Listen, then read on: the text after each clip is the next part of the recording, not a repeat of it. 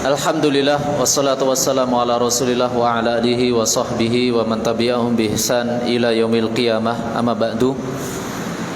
Ahibati fillah, azani Allah wa ikum jami'an. Alhamdulillah, kita bersyukur kepada Allah Subhanahu wa taala atas segala karunia yang Allah Subhanahu wa taala berikan kepada kita. Mudah-mudahan kita bisa mempergunakan setiap karunia yang Allah Subhanahu wa taala berikan kepada kita di dalam jalan ibadah, jalan menuju Allah Subhanahu wa taala. Kemudian salat serta salam mudah-mudahan selalu kita haturkan kepada Nabiur Rahmah Nabi Muhammad sallallahu alaihi wasallam beserta keluarga, para sahabatnya, kemudian tidak lupa jaga para pengikutnya senantiasa setia di atas jalan kebenaran hingga yaumul qiyamah kelak. Ikhwah fiddin, a'azani Allah wa ikum jami'an. Seperti yang tertera di broadcast undangan ya. Jadi setiap menjelang buka bersama kita akan menyampaikan tausiah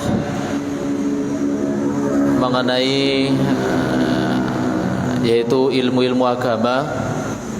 Kemudian adapun untuk khusus saya yaitu membahas tentang hadis-hadis pilihan. Hadis-hadis pilihan yang tentunya hadis yang kita pilih juga hadis yang sahih. Baik. Untuk pertemuan pertama, pertemuan kali ini kita akan membahas tentang hadis yang dibawakan oleh Abu Hurairah radhiyallahu taala anhu yang diriwayatkan oleh banyak sekali periwayat hadis. Di antaranya adalah Imam Bukhari, Imam Muslim dan lain-lain.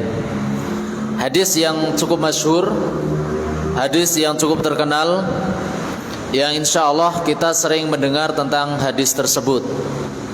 Dan jalan atau lafadz dari hadis ini juga sangat banyak sekali. Yaitu hadis, kita ambil potongan saja, insya Allah maklum. Insya Allah nanti ada tanya jawab ya. Yaitu hadis tentang man salaka tariqan yaltamisu fihi ilman sahalallahu lahu bi tariqan ilal jannah. Hafal Mas Eka hadisnya? Enggak hafal. Siapa yang hafal hadis ini, Pak? Hafal? Pak Narji, coba sebutkan hadisnya. Lafalkan hadisnya. Baik, enggak apa-apa.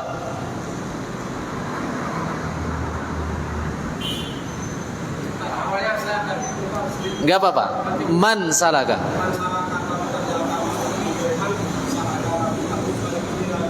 Taib ahsantum. Barakallahu fikum. Nah, insyaallah mudah dihafal. Hafal, Pak? Enggak hafal. Hafal, Pak? Enggak. Hafal, Mas Agus? Enggak juga. Ingat, ini hadis yang sudah sering kita dengar. Apa? Man salaka tariqan yaltamisu fihi ilman sahalallahu lahu bi tariqan ilal jannah. Apa artinya? Lihat. Kita mumpung lagi sedikit, coba cermati makna hadis ini baik-baik. Cermati makna hadis ini baik-baik. Rasulullah SAW mengatakan man salaka tariqan yaltamisu fihi ilman sahalallahu lahu bihi tariqan ilal jannah.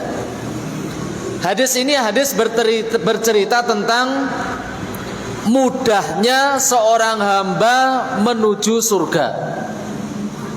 Saya yakin setiap kita kalau ditanya, setiap dari individu kita ditanya, setelah engkau mati, setelah engkau wafat, tujuanmu pengen kemana? Semua sepakat di antara kita yakin pasti kita pengen kemana, Pak? Ke surga. Hanya orang yang bodoh saja seandainya ketika ditanya setelah mati nanti di akhirat tempatmu di mana? Di neraka. Saya yakin itu hanya orang-orang yang sufaha, istilahnya orang-orang yang dungu, nggak punya tujuan hidup. Orang yang cerdas, orang yang beriman, yang siapa saja di hatinya mempunyai keimanan, pasti ingin setiap selesai dia mati tujuannya sama, kemana? Ke surga. Nah, Terkadang kita susah mendapati jalan surga. Terkadang menganggap jalan surga itu sulit. Padahal jalan menuju surga diceritakan oleh Rasulullah mudah. Apa itu tadi? Man salaka tariqan yaltamisu fihi ilman sahalallahu lahu bi tariqan ilal jannah. Artinya apa? Siapa yang menempuh sebuah perjalanan. Lihat, Rasulullah memberikan khitab umum. Siapa yang menempuh sebuah perjalanan, yang mana perjalanan yang ia tempuh di situ isinya ilmu, maka orang tersebut akan dimudahkan menuju surga. Kan arti singkatnya seperti itu. Jadi berarti di sini ada makna tersirat dan makna tersurat. Coba kita cermati, perhatikan baik-baik. Kalau Rasulullah SAW mengatakan siapa yang menempuh sebuah perjalanan, kemudian perjalanan tersebut isinya adalah ilmu agama, maka Allah Subhanahu wa taala berjanji apa? Akan memudahkan dia jalan menuju surga. Berarti ada mantuk. Mantuk itu mafhum mukhalafah daripada hadis ini.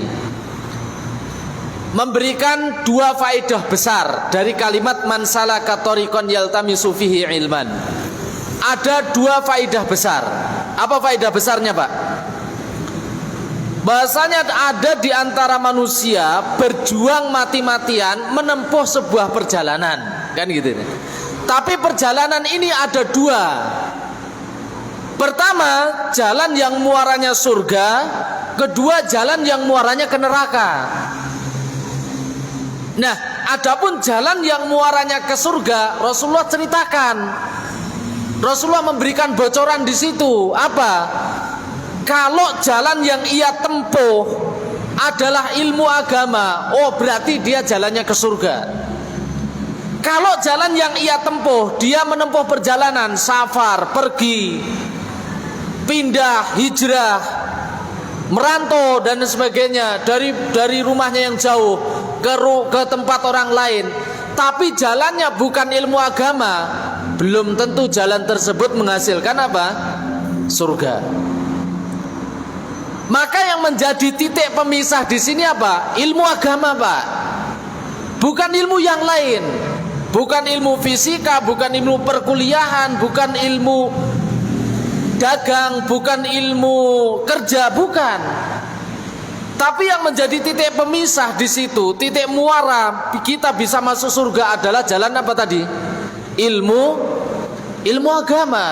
Berarti siapa saja yang dia merantau, barang siapa dia hijrah, barang siapa dia pergi, tapi tujuannya bukan masalah agama dan tidak ada nilai agama di situ, bisa dipastikan apa? Jalan tersebut adalah jalan menuju ke neraka. Kenapa? Nggak ada faedahnya. Nggak ada faedahnya. Kita pergi jauh-jauh merantau, kita pergi jauh-jauh bekerja, tapi tidak ada nilai ibadah, tidak ada nilai agama di situ. Bahkan ketika dia bekerja, ketika dia merantau, ketika dia mencari maisha, mencari uang, kok melalaikan dia dari dzikir kepada Allah Subhanahu wa taala. Di situ dia nggak sholat, di situ dia nggak baca Quran, di situ dia nggak mengingat Allah. Oh, berarti tempatnya jelas, yaitu di neraka. Mudah memahami hadis ini, mudah. Paham betul, Pak? Harus dipahami, Pak. Jangan sia-siakan kita duduk di sini nggak paham ilmu. Baik, itu faedah yang bisa diambil. Tidak salah Rasulullah SAW mengatakan innallaha yubghidu kulla alimin bid dunya wa jahilin bil akhirah. Lihat, Rasulullah SAW tegas masalah ini. Innallaha ta'ala yubghidu kulla alimin bid dunya wa jahilin bil akhirah. Allah Subhanahu wa taala benci, Allah Subhanahu wa taala murka terhadap siapa? Kulla alimin bid dunya wa jahilin bil akhirah. Siapa saja yang ngerti permasalahan dunia, masalah dunia paham, masalah dia dagang paham, masalah dia bisnis paham, masalah dia mencari kerja paham, masalah dia mencari ilmu-ilmu selain akhirah paham, tapi dia nggak paham masalah akhirat, Allah Subhanahu wa taala akan benci. Allah Subhanahu wa taala akan murka terhadap orang tersebut. Maka Pak, kita paham faedah hadis ini. Setelah kita paham Pak tentang hadis ini Pak, coba hadis ini bawa ke diri kita masing-masing. Itu sikap, manhaj. Manhaj seorang muslim itu seperti itu Pak. Ketika kita mengetahui kebenaran, ketika kita mengetahui hadis, ketika kita mengetahui ayat, bawa ayat tersebut kepada diri kita masing-masing.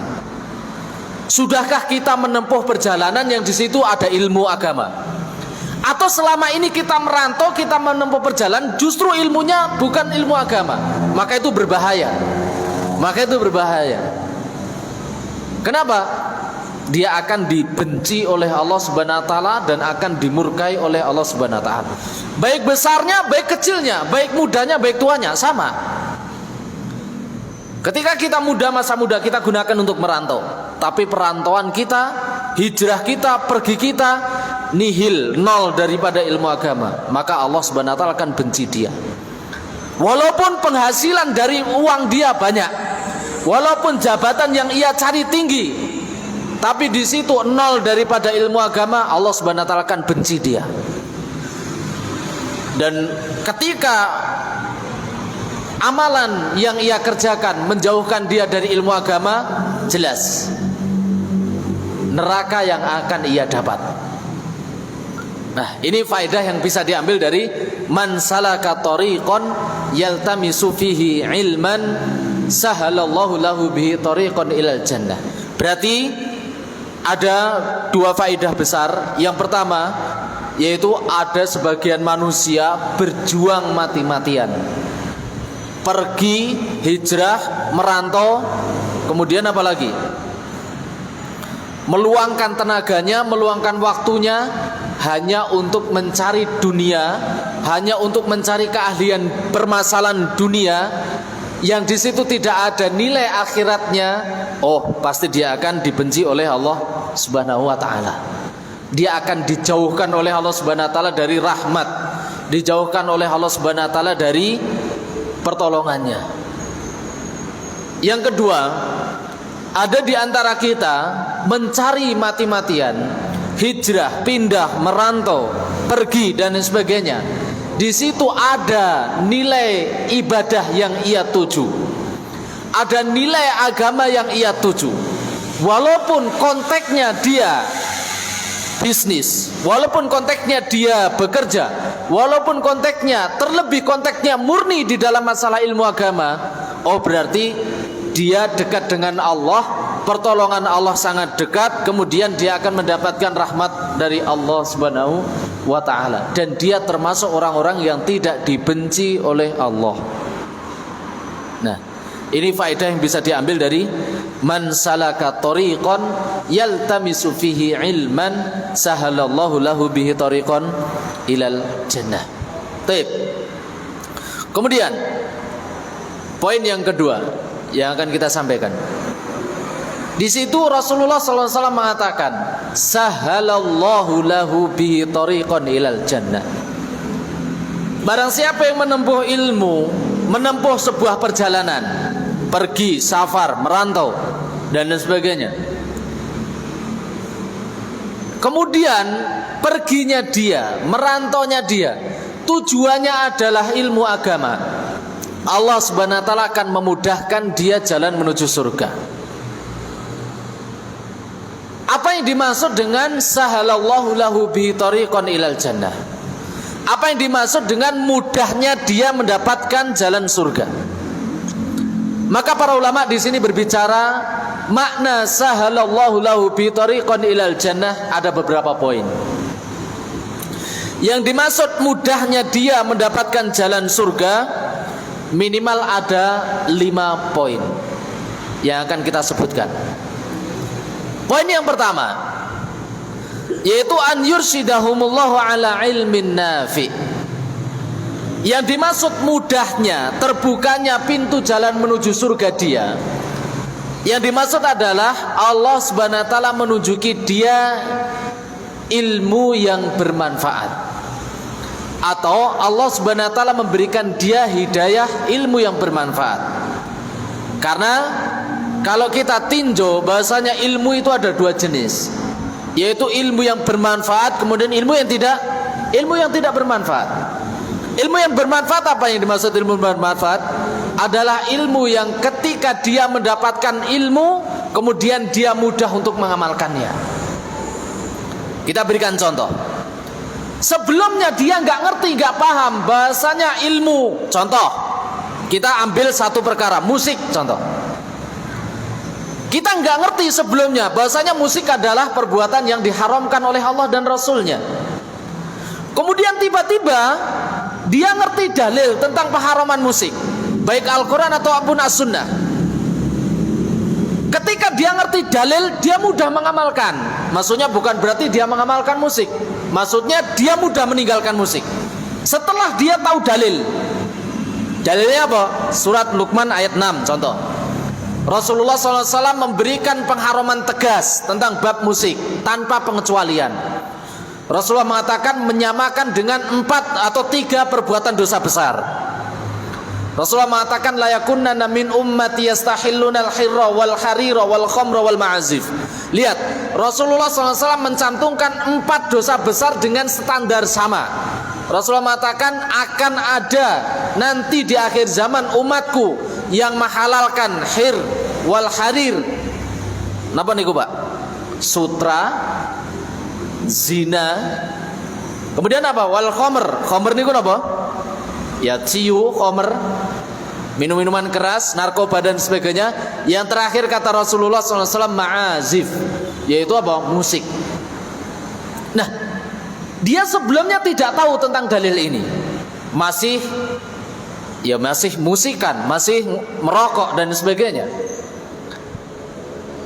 Kemudian apa? Dia tahu dalil. Ketika bermajelis ilmu, dia tahu ilmunya. Kemudian dia ringan meninggalkannya, mudah. Oh, ternyata perbuatan ini haram. Oh, ternyata perbuatan ini halal. Oh, ternyata perbuatan ini dilarang oleh Allah dan Rasulnya. Kemudian spontanitas perkara tersebut dia tinggalkan. Inilah yang disebut dengan ilmu yang bermanfaat. Inilah yang disebut mudahnya dia jalan mendapat surga Allah Subhanahu wa ta'ala. Nah, contoh itu. Contoh lagi, merokok contoh. Dia sebelumnya nggak ngerti hukum rokok, atau dia ngerti hukum rokok tapi ngerti hukum yang sifatnya masuk angin. Hukum masuk angin itu apa? Ada yang mengatakan haram, ada yang mengatakan makruh, ada yang mengatakan wajib. Padahal dalil dari syar'i jelas. La doror wala diror, la taqtulu anfusakum. Banyak sekali dalil yang mengharamkan perbuatan itu.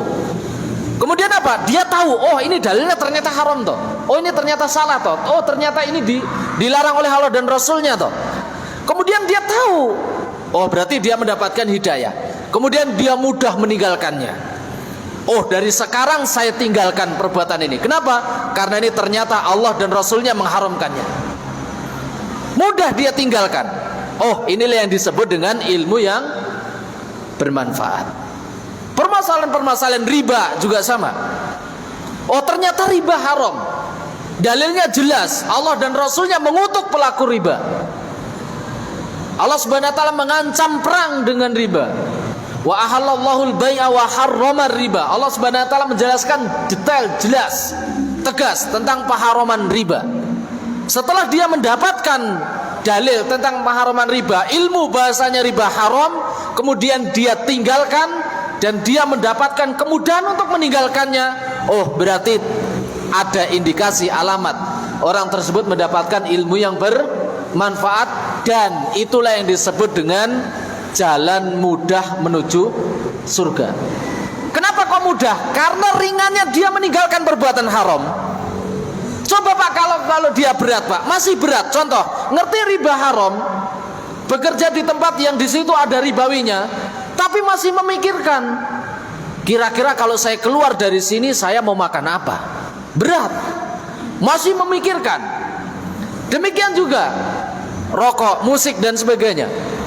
Kalau saya tinggalkan rasanya pahit mulut saya, nggak enak, pusing dan sebagainya. Atau kalau saya meninggalkan musik, kayaknya nggak enak juga. Berat dia meninggalkan, masih berat. Oh berarti apa? jalan menuju surga bagi dia juga berat. Kenapa? Karena dia terkungkum masuk ke lubang neraka terus menerus, berat untuk meninggalkan. Maka orang tersebut tidak diberikan hidayah, kemudahan untuk menuju surga, walaupun dia tahu dalilnya, walaupun dia tahu hukumnya. Tapi jalan menuju surga bagi dia masih berat, dan dia mendapatkan keringanan, kemudahan untuk jalan menuju ke nerakanya Allah Subhanahu wa taala. Nah, itu loh Pak. Jadi nilai diri kita masing-masing. Ketika kita mengetahui perbuatan itu haram, ketika kita mengetahui perbuatan ini halal, ketika kita mengetahui bahasanya perbuatan ini adalah haram, mudahkah kita meninggalkan perbuatan tersebut? Kalau masih berat, oh berarti berat juga kita mendapatkan surga. Kalau itu ringan bagi kita untuk meninggalkannya, berarti ringan pula kita menuju surga. Nah, demikian juga ketika kita mengetahui ini kebenaran, ini hak, ini sebuah kebenaran, kita mudah mendatanginya, kita mudah menegakkannya. Contoh, sholat. Sholat dalilnya wajib, jelas, gak boleh ditinggalkan. Rasulullah SAW sampai mengancam, al-ahdul ladzi bainana wa bainahum tarkus sholat. Pembatas kita dengan orang Yahudi, orang Nasrani, orang kafir, antara pembatas antara muslim dan kafir adalah sholat. Ketika dia meninggalkan sholat, kufur, kata Rasulullah SAW. Ketika dia mudah mendatangi sholat, ringan mendatangi sholat, oh berarti dia mendapatkan kemudahan jalan menuju surga. Membaca Al-Quran juga seperti itu. Kita tahu dalil bahwasanya Al-Quran dianjurkan untuk dibaca di dalam keseharian kita. Allah Subhanahu wa taala berfirman, "Warattilil Qur'ana tartila." Ada perintah bagi kita untuk membaca Al-Quran, untuk tilawah Al-Quran, terlebih di bulan Ramadan. Kita tahu perintah, kita tahu dalil, kita tahu hidayah. Kemudian kita mudah mengamalkan, mudah membaca Al-Quran tersebut, mudah mempelajarinya. Oh berarti apa? Jalan kemudahan surga bagi kita sangatlah dekat. Wallahu ta'ala alam bisawab. Kita sebentar lagi langsung ke buka puasa. Al-afu minkum subhanakallahumma rabbana wa bihamdika asyhadu an la ilaha illa anta astaghfiruka wa atubu ilaik. Assalamualaikum warahmatullahi wabarakatuh. Persiapan untuk buka puasa.